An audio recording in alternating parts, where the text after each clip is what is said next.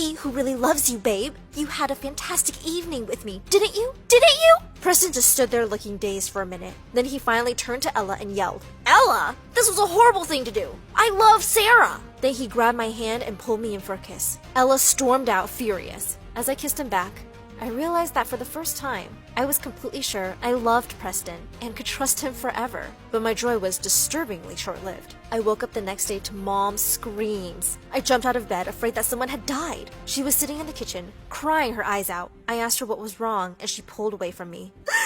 You horrible, horrible child! You traitor! Did I raise you like this? I asked her what had happened, and she finally showed me. You want to go so far away to study how to design stupid machines and guns? What about Preston? Just marry him like any sane girl would. How did she find it? I'd hidden it. There was only one person who could have done this. Ella. I was surprised you hadn't told Preston either. Preston! I knew Preston would be thrilled for me. We had planned to apply together. He could convince my mom too. I grabbed the letter and ran to his place. To my surprise though, when he opened the door, he looked devastated.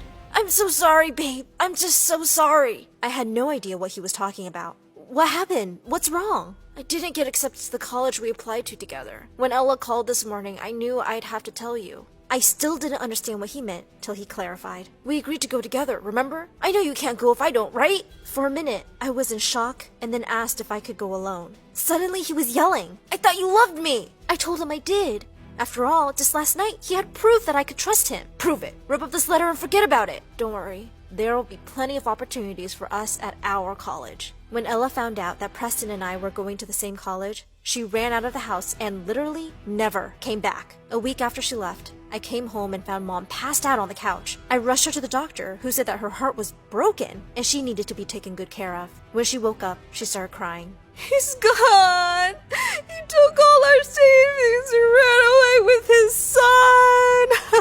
He didn't even say why! After my stepdad left, Mom became my responsibility. I had to join a college close to home to constantly check on her. At first, I thought she'd lay off the advice, but boy was I wrong. As soon as she recovered, she started nagging me to make sure Preston was always happy. Don't let him leave you, Sarah. Take care of him like he's a baby that needs constant protection. But I got really busy with studies and didn't pay too much attention to what she said. Weirdly enough though, Preston slowly started skipping class after class because he was working.